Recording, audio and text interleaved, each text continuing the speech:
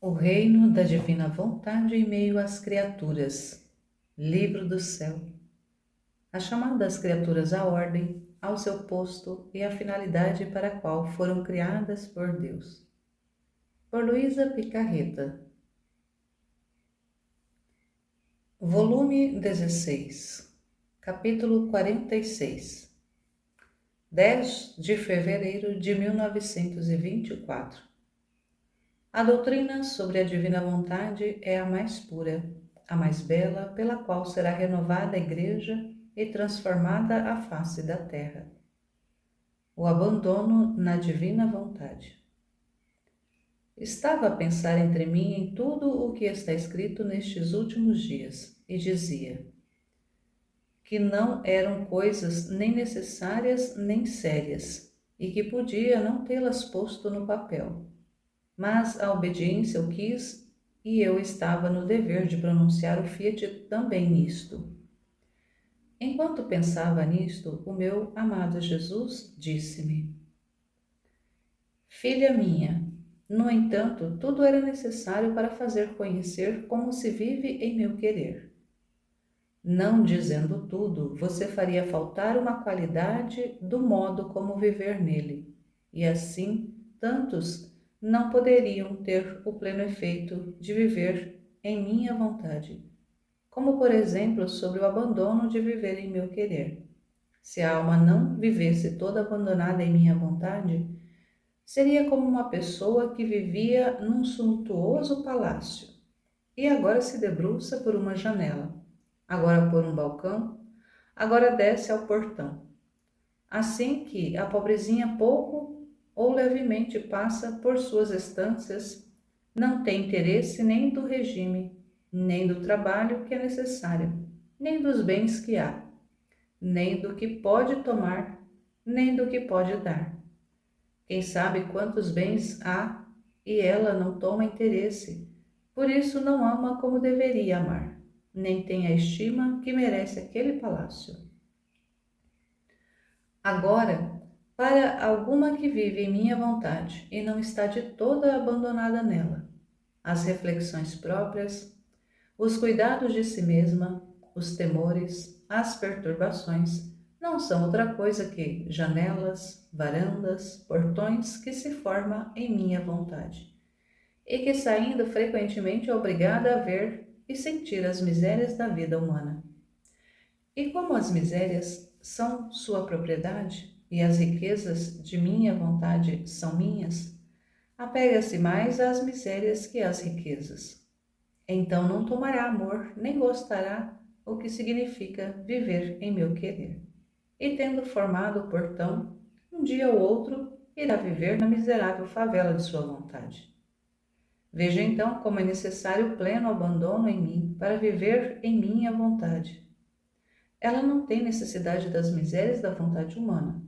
A quer para que viva junto com ela, bela como a fez sair de seu seio, sem o miserável traje que se forma no exílio da vida.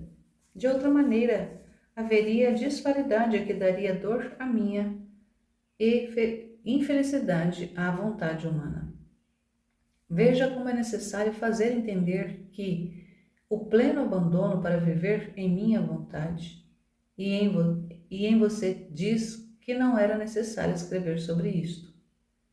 Eu tenho pena de você, porque você não vê o que eu vejo.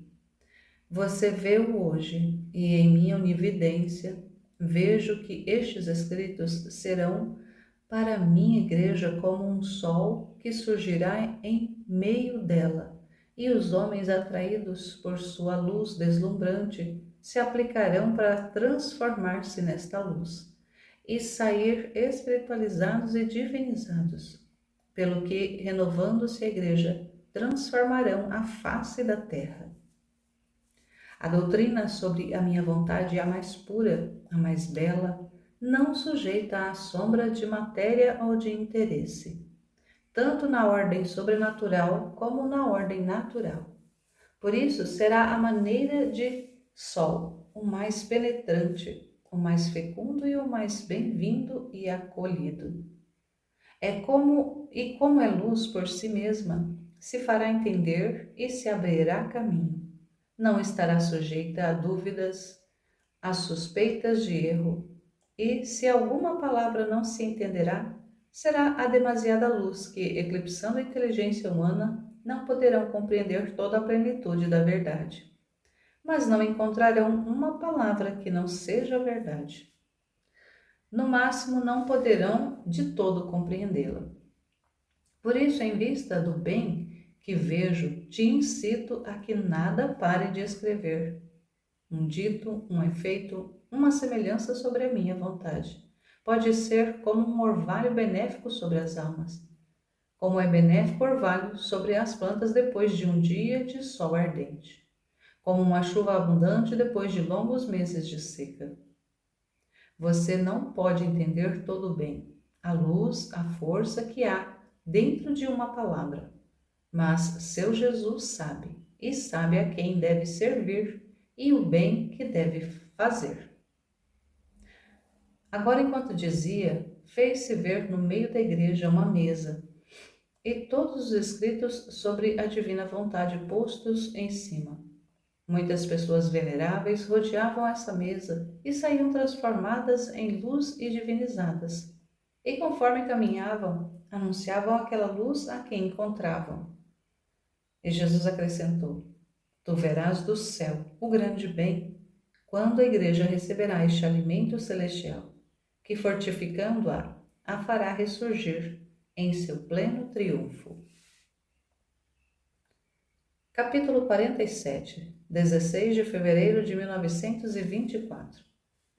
Cada batida do coração de Jesus o levava uma nova dor, novas alegrias e contentamentos. Estava a pensar nas dores do Santíssimo Coração de Jesus. Oh, como as minhas dores desapareciam comparadas com as suas. E meu sempre amável Jesus me disse: Minha filha, as dores do meu coração são indescritíveis e inconcebíveis para a criatura humana. Você deve saber que cada batida de meu coração era uma dor distinta. Cada batida me levava a uma nova dor, diferente uma da outra. A vida humana é um contínuo palpitar. Se cessa o coração, para de bater. Imagine então que torrentes de dor me levava a cada batida de meu coração, até o último momento de minha morte, desde que fui concebido até meu último batimento. Nenhum deixou de levar-me novas penas e acervas dores. Mas deve saber também que minha divindade, que era inseparável de mim, vigiando meu coração, enquanto em cada batida fazia entrar uma nova dor, assim também em cada batida fazia entrar novas alegrias, novos contentamentos, novas harmonias e arcanos celestiais. Se eu fui rico na dor e mares imensos de penas encerrava meu coração, fui também rico de felicidade, de alegrias infinitas e de doçuras inenarráveis. Ao primeiro batimento de dor, eu teria morrido se a divindade, amando a este coração com amor infinito, não tivesse feito refletir em meu coração uma batida em duas: dor e alegria, amargura e doçura, penas e contentamentos, morte e vida, humilhação e glória, abandonos humanos e consolos divinos. Oh, se você pudesse ver em meu coração, veria tudo concentrado em mim, todas as dores possíveis e imagináveis, das quais surgem a nova vida às criaturas, e todos os felizes e riquezas divinas, que como tantos mares correm em meu coração. E eu os espalho para o bem de toda a família humana. Mas quem toma mais destes tesouros imensos do meu coração? Quem mais sofre?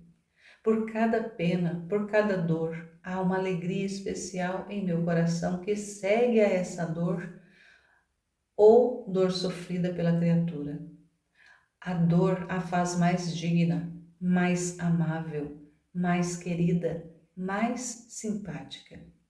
E assim como meu coração se atraiu todas as simpatias divinas em virtude das dores sofridas, eu vendo na criatura a dor, especial característica de meu coração, vigiando esta dor com todo amor, derramo sobre ela as alegrias, e a alegria que contém o meu coração, mas com grande dor minha, enquanto meu coração gostaria de seguir minhas alegrias à dor, que envio às criaturas, não encontrando nelas o amor às penas e a verdadeira resignação, como os teve meu coração, minhas alegrias seguem a dor, mas vendo que a dor não foi recebida com amor, honra e total submissão, minhas alegrias não encontram o caminho para encontrar naquele coração dolorido e retornam sofredoras ao meu coração. Por isso, quando encontro uma alma resignada, amante do sofrimento, sinto-a como regenerada no meu coração. E ó, como se alternam as dores e as alegrias, a amargura e a doçura, não poupando, não pouparei nada de todos os bens que posso derramar nela. Capítulo 48, 18 de fevereiro de 1924.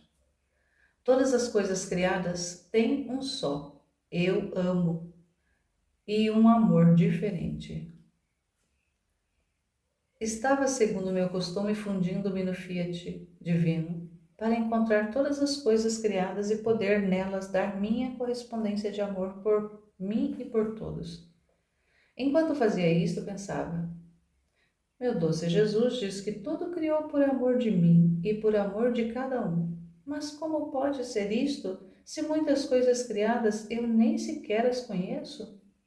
Como tantos peixes que se agitam no mar, tantos pássaros que voam pelo ar, tantas plantas, tantas flores, tantas variedades de belezas que contém todo o universo. Quem os conhece?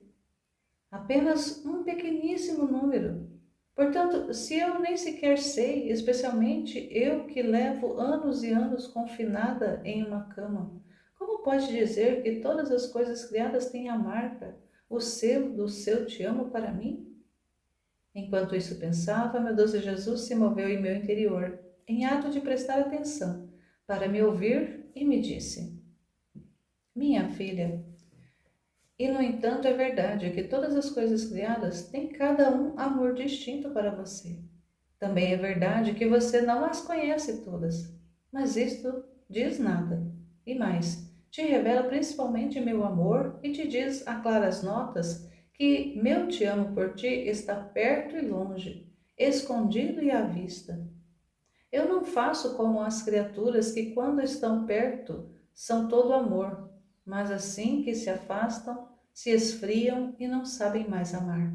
Meu amor é estável e fixo, e não importa se está perto ou distante, escondido e secreto. Tem o mesmo som, nunca interrompido. Te amo. Olhe você, conhece a luz do sol, é verdade, e recebe sua luz e seu calor por quanto quer. Mas outra luz te sobra, tanto que enche toda a terra. Se você quiser mais luz, o sol a daria, e ainda toda. Agora toda a luz do sol te diz, meu te amo, a próxima e a distante, e mais.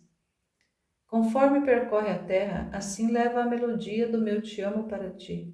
Sem dúvida, você não conhece nem os caminhos que percorre a luz, nem as terras que ilumina, nem as pessoas que apreciam a influência benéfica de raios solares.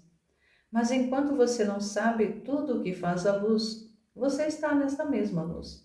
E se não a tomar toda, é porque te falta a capacidade de ser capaz de absorver tudo em você.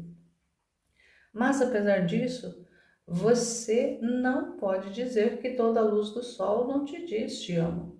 E mais, faz mais desabafo de amor, porque conforme vai invadindo a terra, vai narrando a todos meu te amo. Assim também todas as gotas de água Você não as pode beber tudo e trancá-los em você. Mas apesar disso, você não pode dizer que não dizem te amo.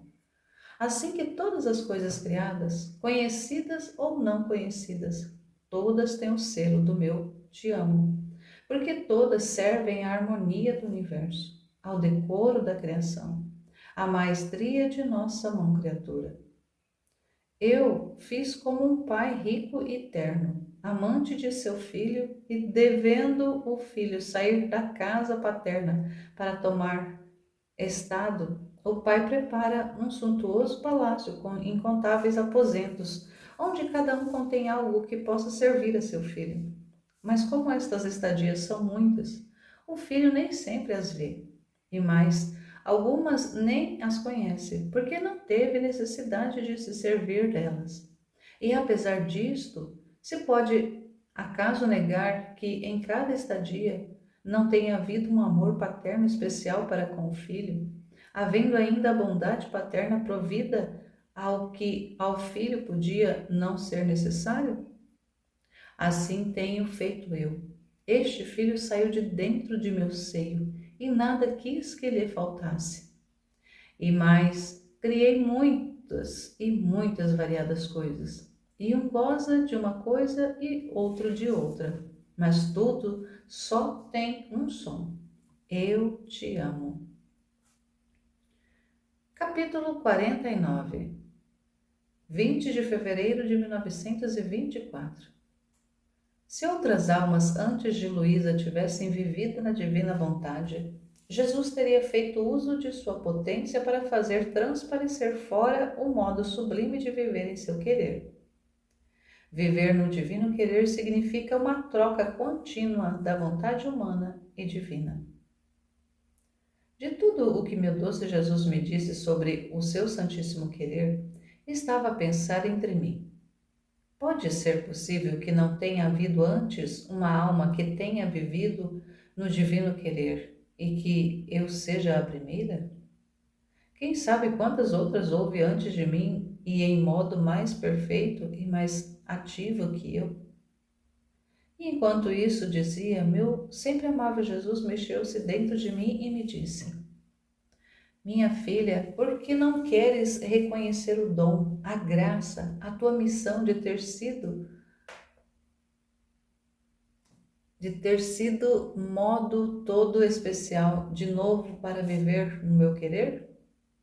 Se tivesse havido outras almas em minha igreja antes de você, sendo o viver em meu querer a coisa mais importante, a que mais me interessa e que tanto me impressiona, já estariam a traços, as normas, já estariam os traços, as normas, os ensinamentos em minha igreja, de quem tivesse tido a sorte de fazer vida em minha vontade. Já estariam os conhecimentos, os incentivos, os efeitos, os bens que contém este viver em meu querer.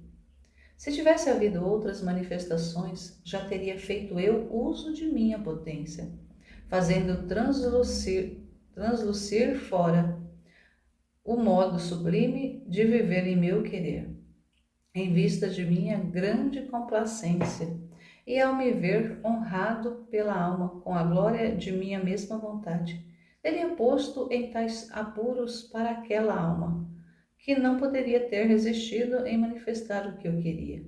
E assim como estão os ditos e os ensinamentos do viver resignado, paciente, obediente, etc. Estaria também isto de viver no meu querer. Seria verdadeiramente estranho que a coisa que mais amo devesse ter oculta. E mais, quanto mais você ama uma coisa, mais você quer torná-la conhecida.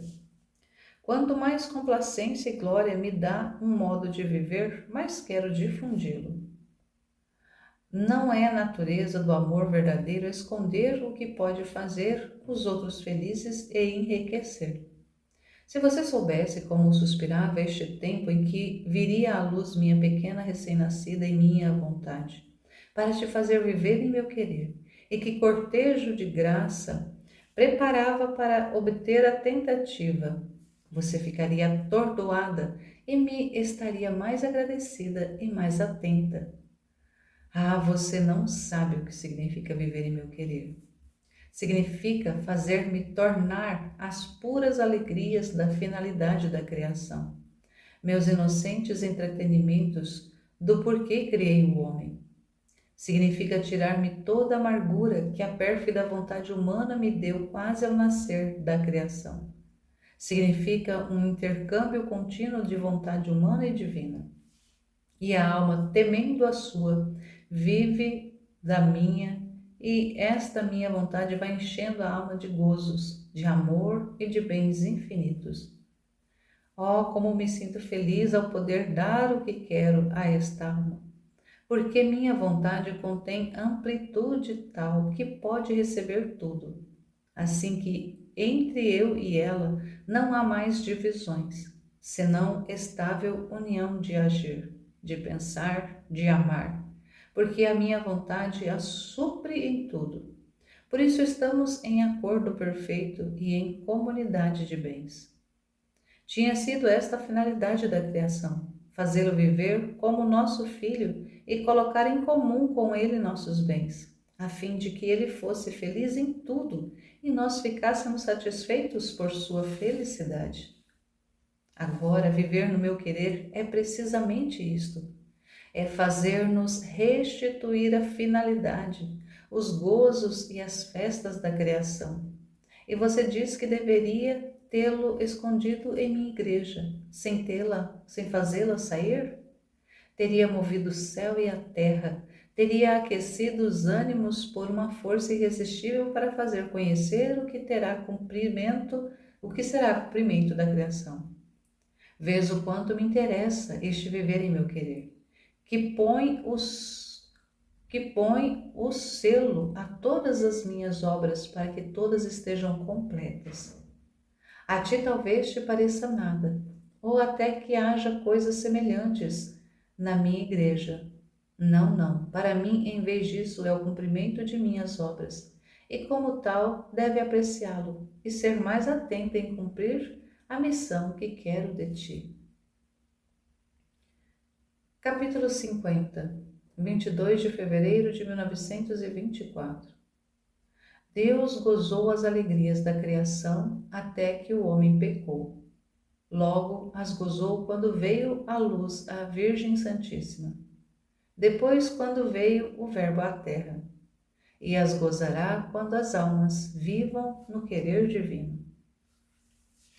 Estava a pensar no que foi dito antes e dizia para mim: será possível que o Senhor bendito, depois de tantos séculos, não tenha gozado das puras alegrias da criação e que espera viver no divino querer para receber estas alegrias, esta glória e a finalidade para a qual tudo foi criado? Enquanto pensava nisto e outras coisas, meu doce Jesus se fez ver dentro de mim e, com uma luz que me enviava para a inteligência, ele disse: minha filha, as alegrias puras da criação, meus inocentes entretenimentos com a criatura, eu apreciei-os, mas a intervalos, não perenemente, e as coisas, quando não são estáveis e contínuas, aumentam mais a dor e fazem desejar mais o gozo de novo. E qualquer sacrifício seria feito para torná-los permanentes. Primeiro, eu gostei das puras alegrias da criação, quando depois de criar tudo, criei o homem, até que ele pecou. Entre ele e nós havia sumo acordo, alegrias comuns, inocentes entretenimentos. Nossos braços estavam sempre abertos para abraçá-lo, para dar-lhe novas alegrias, novas graças. E com o dar, nós nos divertíamos tanto de formar para nós e para ele uma festa contínua. Para nós, dar é gozar, é felicidade, é diversão. Enquanto pecou e rompeu sua vontade com a nossa, tudo terminou. Porque não estando mais nele a plenitude de nossa vontade, faltava a corrente para poder dar e poder continuar a vida de felicidade de ambas as partes. Muito mais, pois faltando nele nossa vontade, faltava-lhe a capacidade, e a salvaguarda para poder guardar os nossos dons. Em segundo lugar, gozamos as puras alegrias da criação quando, depois de tantos séculos, veio a luz do dia a Virgem Imaculada. Tendo sido ela preservada até da sombra da culpa e possuindo toda a plenitude de nossa vontade, não tendo havido entre ela e nós nem a sombra de ruptura entre a vontade dela e a nossa, nos foram restituídas as alegrias e nossos inocentes entretenimentos nos trouxe como em seu colo todas as festas da criação. E nós lhe demos tanto e nos divertíamos tanto em dar-lhe, de enriquecê-la a cada instante, de novas graças, novos contentamentos, nova beleza, de não poder contê-los mais. Mas a imperatriz criatura não durou muito na terra, passou para o céu, e não encontramos nenhuma outra criatura no submundo que perpetuasse nossos entretenimentos e nos trouxesse as alegrias da criação. Em terceiro lugar, gozamos das alegrias da criação quando eu, Verbo Eterno, desci do céu e tomei minha humanidade. Ah, minha amada mamãe, com possuir a plenitude de minha vontade, tinha aberto as correntes entre o céu e a terra, tinha posto tudo em festa, céu e terra, e a divindade, estando em festa por amor de tão santa criatura, me fez conceber em seu virginal seio, dando-lhe a fecundidade divina para fazer cumprir a grande obra da redenção. Se não tivesse estado esta Virgem excelsa, que tomasse o primeiro em minha vontade e que teria feito vida perfeita no meu querer, vivendo nele como se não tivesse vontade própria, e que com fazer isto pôs em corrente as alegrias da criação e nossas festas, jamais o Verbo Eterno teria vindo à Terra para cumprir a redenção do gênero humano. Vê então como a coisa maior, mais importante, que mais satisfaz, que mais atrai a Deus é o viver em meu querer. E quem vive nele vence a Deus e faz dar de Deus dons tão grandes de deixar estupefatos céu e terra, e que por séculos e séculos não se haviam podido obtê-lo. Como minha humanidade estando na terra e contendo a mesma vida do querer supremo, isto é, que era inseparável de mim, levava em modo completo a divindade todas as alegrias, a glória e a correspondência do amor de toda a criação. E a divindade foi tão feliz que me deu o primado sobre tudo, o direito de julgar todas as pessoas. Oh, que bem obtiveram as criaturas, sabendo que um irmão seu, que tanto as amava e tanto tinha sofrido para pô-las a salvo, devia ser seu juiz. A divindade, ao ver em eu encerrada toda a finalidade da criação, como se despojasse de tudo, me concedeu todos os direitos sobre todas as criaturas. Mas minha humanidade passou para o céu e não ficou na terra quem perpetuasse o viver de todo no meu querer divino. E, portanto, elevando-se sobre tudo e todos em nossa vontade, nos trouxesse as puras alegrias e nos fizesse continuar nossos inocentes entretenimentos, como uma criatura terrestre. Assim que nossas alegrias foram interrompidas e nossos jogos despedaçados da face da terra. Então, eu ao ouvir isso disse, meu Jesus, como pode ser isto que tu dizes? É verdade que se nossa mamãe passou ao céu e sua humanidade também, mas não se levaram em vós as alegrias que possais continuar os vossos entretenimentos inocentes no céu com seu Pai Celestial? E Jesus, as alegrias do céu são nossas e ninguém nos pode tirar nem diminuir. Em troca, as que nos vêm da terra, estamos em ato de adquiri-las. E o jogo é formado precisamente no ato das novas aquisições, entre a aquisição da vitória ou perda. Vêm a formar-se as alegrias da aquisição. Ou se fica derrotada, vem formada as dores da derrota. Agora, quanto a nós, minha filha, quando eu vim para a terra, o homem estava tão entregue ao mal e tão cheio de vontade humana que o viver em meu querer não encontrava lugar. e eu, em minha redenção, o impetrei primeiro à graça da resignação à minha vontade, porque no modo como se encontrava era incapaz de receber o maior dom de viver em meu querer, e logo o impetrei à maior graça, como coroa e cumprimento de todas as graças, viver em meu querer, a fim de que nossas puras alegrias da criação e nossas diversões inocentes tomar de volta o seu curso na face da terra. Olha, passados cerca de 20 séculos, desde que as verdadeiras, as plenas alegrias da criação foram interrompidas, porque não encontravam capacidade suficiente, remoção total da vontade humana, onde poder confiar as propriedades de nosso querer. Agora, para fazer isso, tínhamos que escolher uma criatura que mais se aproximasse e se irmanasse com as humanas gerações. Pois se eu pusesse como exemplo a minha mãe, teriam se sentido muito distantes dela e teriam dito: como não deveria viver no querer divino se foi a isenta de toda mancha, mesmo de origem? Portanto, teriam levantado os ombros e não se teriam dado nenhum pensamento. Se eu colocar como exemplo a minha humanidade, teriam ficado ainda mais assustados e teriam dito: era Deus e homem. E sendo a vontade divina sua própria vida, não é de maravilhar-se, seu viver no querer supremo.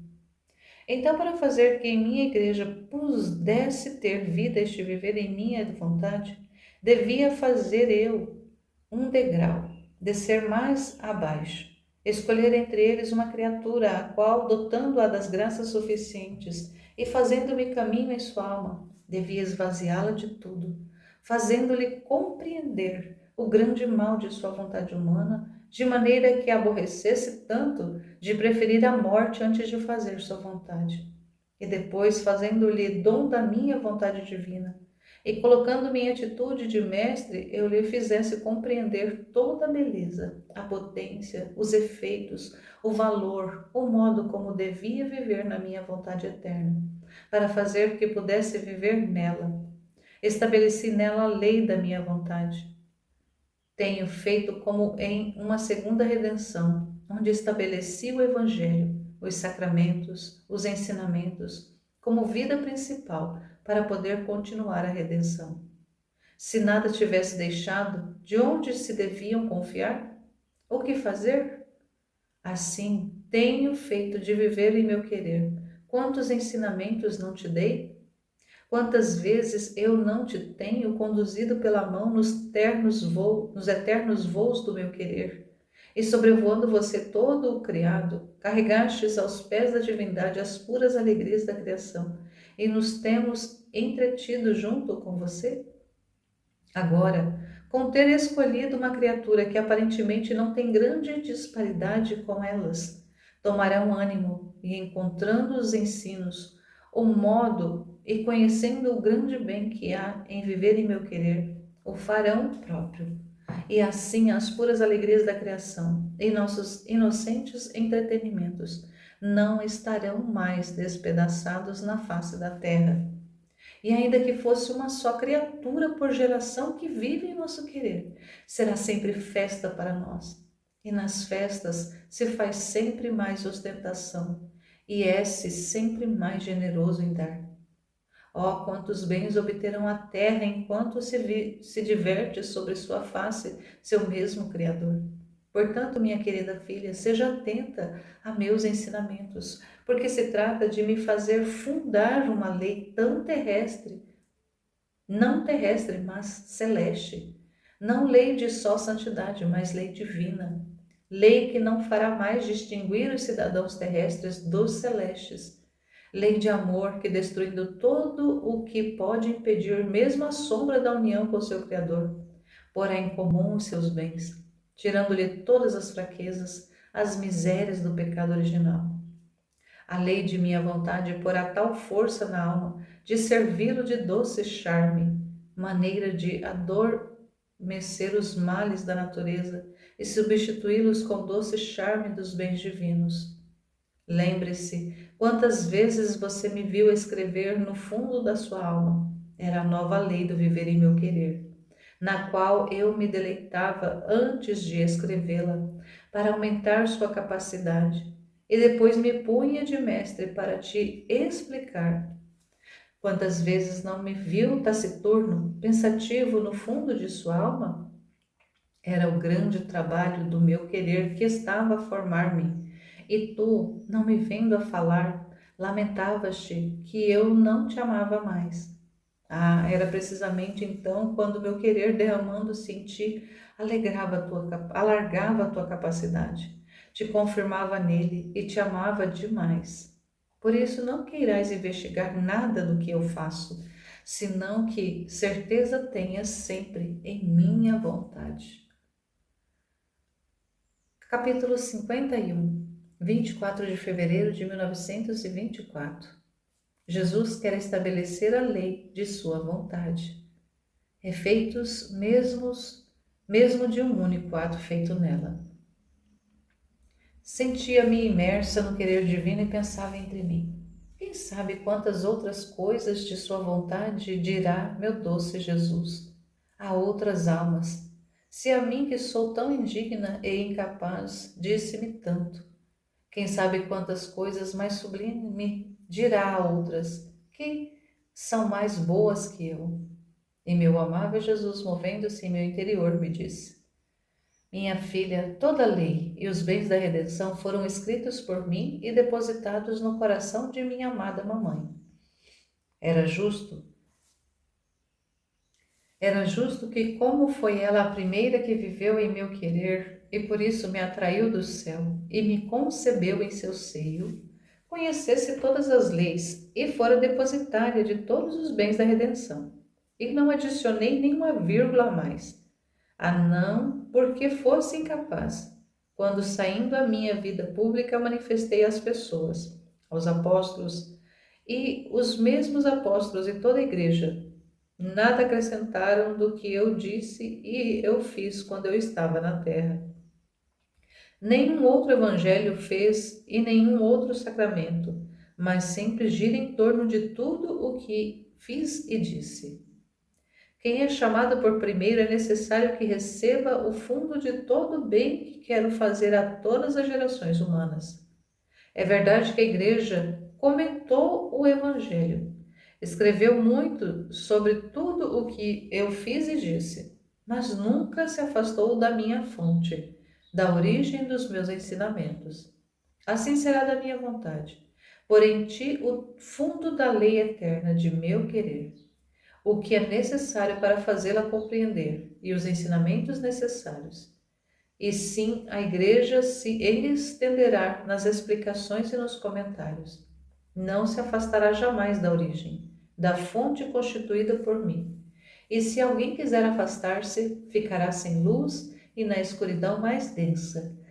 E será obrigado, se quiser luz, a retornar à fonte. Isto é para meus ensinamentos. Quando ouvi isto, disse: Meu doce amor, quando os reis estabelecem as leis, chamam os ministros como testemunhas das leis que estabelecem, para depositá-las em suas mãos, a fim de que as publiquem e as façam observar pelos povos. Eu não sou ministro, e mais, sou tão pequena e incapaz que não sou boa para nada. E Jesus acrescentou: Eu não sou como os reis da terra que se entendem com os grandes. Eu prefiro entendê-los com os pequenos, porque são mais dóceis e nada se atribuem a eles. Mas tudo a minha bondade. No entanto, também eu escolhi um ministro meu que te assista neste teu estado. E porquanto me pediste que te libertasse da sua vida diária, eu não prestei atenção em você.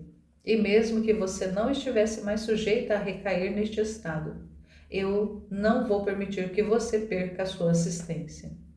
Era esta a causa pela qual era necessário que tivesse um ministro meu que estivesse ao dia da lei de minha vontade, e, conhecendo meus ensinamentos, fosse testemunha e depositário de uma lei tão santa.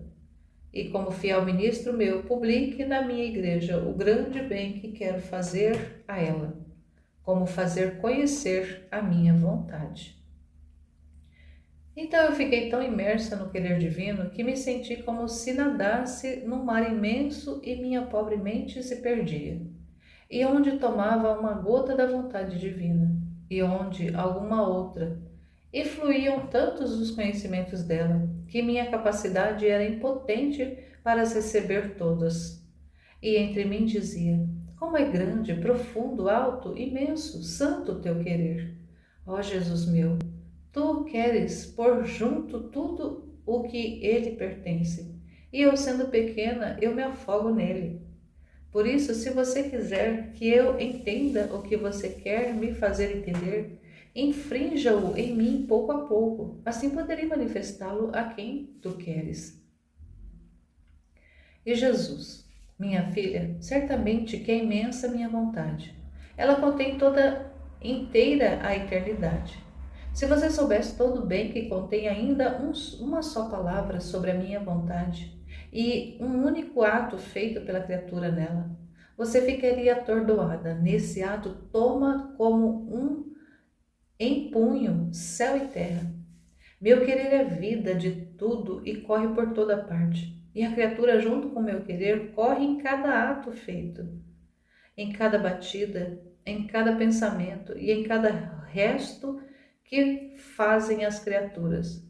Corre em cada ato do Criador, em cada bem que faço, na luz que mando a inteligência, no perdão que concedo, no amor que envio, nas almas que dou fervor, nos bem-aventurados que beatifico. Em tudo não há bem que faço, nem ponto da eternidade em que não tenha seu pequeno lugarzinho. Oh, como me é querida, como a sinto inseparável. É a verdadeira companheira fiel de minha vontade, sem jamais deixá-la sozinha. Por isso corre com ela e tocarás com a mão o que te digo. Enquanto isso dizia, lançava-me no mar imenso do seu querer, e eu corria, corria. Mas quem pode dizer tudo?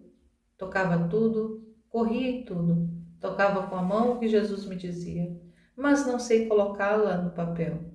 Se Jesus quiser, me dará mais capacidade. Por isso, por agora, ponho ponto.